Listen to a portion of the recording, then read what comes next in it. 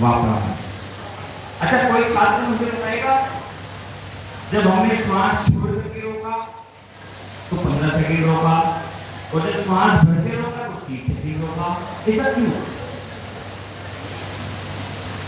मैं बताऊं? सुनना चाहोगे? आप ध्यान से सुनना बच्चों। जब हमने श्वास को भीतर रोक करके हम बैठे, उससे पहले श्वास छोड़ करके रोक करके बैठे।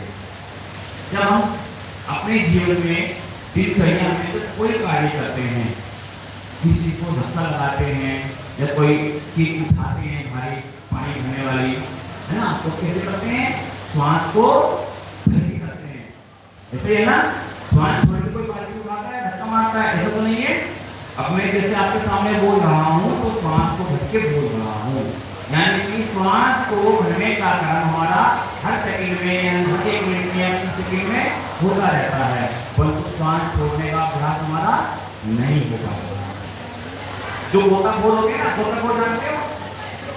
गोताखोर जानते हो आप लोग? कौन होते हैं? गोताखोर कौन होते हैं?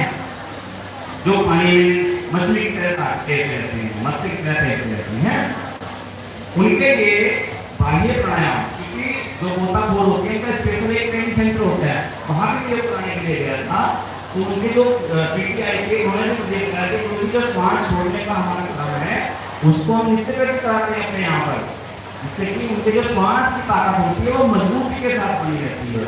तो हम जितना ज़्यादा से ज़्यादा हो सके नित्य करके श्वास छोड़ने का ये प्राणायाम का अभ्यास हम अपने जीवन में करें तो जरूर हमारा श्वसन तंत्र मजबूत होगा, श्वास का सिस्टम हमारा ठीक होगा। ठीक है बच्चों? और जब हमारे श्वास का सिस्टम ठीक होगा तो हमारे जीवन का सिस्टम ठीक हो जाएगा, है ना। जब हम स्वस्थ रहते हैं तो बहुत अच्छे से पढ़ाई करते हैं, करते हैं। और जब सिर में दर्द हो जाता है, पेट में दर्द हो जाता है तो क्या करते हैं? माने आपके सिर में दर्द हो गया कहीं पर, ठीक है, भयंकर दर्द है, तो आपको सिर में तो रसगुल्ला खा लो, क्या खा लोगे? अगर शरीर स्वस्थ होगा तभी सभी काम अच्छे लगते हैं। अगर शरीर गड़बड़ नहीं होगा, ठीक नहीं होगा, तो सभी काम कैसे लगेंगे? बेकार लगेंगे। इसलिए जो ये परमात्मा ने हमें सूक्ष्म शरीर दिया है ना, इसका बहुत जीवन का उपयोग है। इसको बचा के रखो, हर जगह हर बीमारी से इसको बचाओ। बचाओगे कब? जब योग माध्यम से, आसन के माध्यम से, ध्यान के माध्यम से, प्राणायाम के माध्यम से हम अपने जीवन को स्वस्थ रख सकते हैं। तो श्वास का लेना बहुत जरूरी है। श्वास के बिना कुछ नहीं है, श्वास किस प्रकार से ले रही है ये भी जानना बहुत जरूरी है।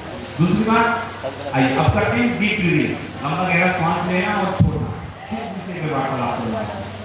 सीधे बैठे, अच्छा तुम घूमने लगी, एक बार नीचे करो, तुम नीचे करो, ऊपर करो, कुछ ऐसा करने ना, बार कमर दुखने से लगी बैठे ना। चलो एक बार नीचे करो, थोड़ी सी करो, हाँ थोड़ा सा झुको आगे जाने, हाथ थोड़ा सा, चलिए अब सीधा हो जाएगा। अब ठीक है,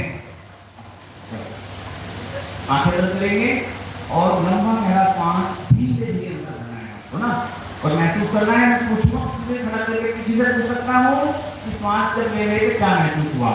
ठीक है, चलिए धीरे धीरे आंखें बंद रहेगी और धीमी गति से श्वास को धीरे धीरे करेंगे, धीमी गति से श्वास को भीतर पड़ेंगे और अपने श्वास को बंद रूपी नेत्रों से देखना है, कानों से सुनना है, धीरे गति श्वास को, और धीमी गति से श्वास को बाहर छोड़ देंगे।